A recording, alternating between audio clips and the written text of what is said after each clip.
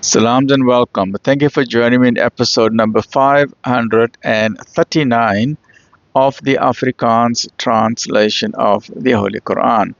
Ons is nou besig met die Heilige Quran en dit is die Heilige Quran by Imam M.A. Baker. A'udhu billahi minash shaitani rajim.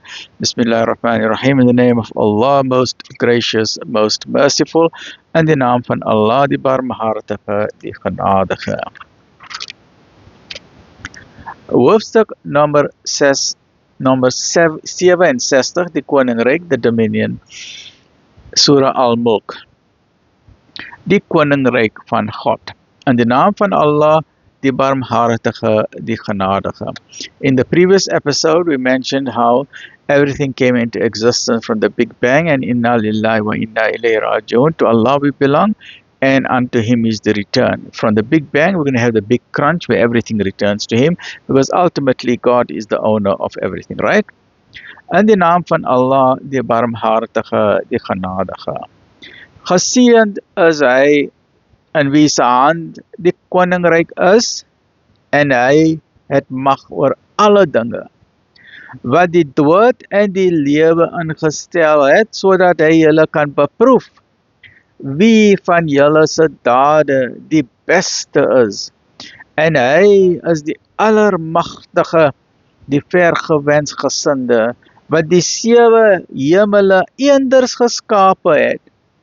U sien geen tekortkoming in die skepping van die barmhartige nie. Kyk dan nog eens. Sien u 'n enkele gebrek? No, the universe is beautiful and perfect, right? Everything is spinning in perfection, right? Draai dan die oog weer eens en nog eens. You can keep on looking at this. You can study the cosmos. You can study with scientific instruments, and you'll be absolutely amazed at the huge size of our universe, the light years, billions and billions of light years of distances, and the enormous galaxies. For example, and the sizes of structures. Jupiter is 1,000 times bigger than the planet Earth. The sun is 1,000,000 times bigger than the planet Earth. But there are some stars which are thousands and thousands of times bigger than our own sun. So, and everything is in perfection. And the immensity of the power in the universe is absolutely mind-boggling. Nee? Draai dan die oog weer eens. En nog eens. 'n blik sal verwaard na u terugkeer, terwyl dit vermoed is. And this particular verses 3 and 4, why it's very important, because this gave birth to the scientific method. This is the art and science of observation. So the Quran is encouraging you to use science. That means use your eyes. Use your eyes, whether it is your naked eye or the binoculars or the telescope, but use your eye to study the universe. And this is the scientific method, the art of observation. En voorwaar, ons het die naaste hemel met lampe versier, en ons het hulle tot 'n voorwerp van bespiegeling vir die duiwels gemaak, en ons het vir hulle die straf van verbranding voorberei. En vir hulle wat nie in hulle Heer glo nie, is daar die straf van die hel, en dit is 'n bose bestemming. Wanneer hulle daarin gewerp word, sal hulle 'n hartige steen hoor, soos dit vuur spieg, byna barstend van woede.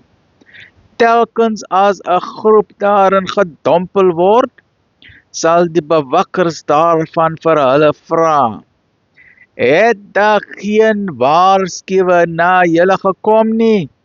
Hulle sal sê: ja, seker.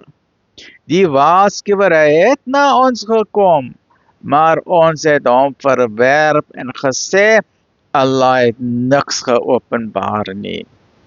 Julle verkeer slegs in toenemende dwaling. En hulle sal sê, as ons maar geluister het, en ons verstand gebruik het, sou ons nie onder die bewoners van die brandende vuur bevind het nie. If only, but then it's too late for tears, né? Too late for regret, né? Dan sal hulle al sondes beken, maar die bewoners van die vuur is ver van genade. Waarlik, diegene wat hulle Heer in die verborgene vrees, sal vergifnis en 'n groot beloning ontvang. Dit maak nie saak of julle julle woord verberg of openbaar maak nie. Hy weet waarlik wat in julle boesems is. Sou hy wat geskape het, nie alles weet nie? En hy is alles deurdringend, die allerbewuste. Lekker bly, alhamdulillah.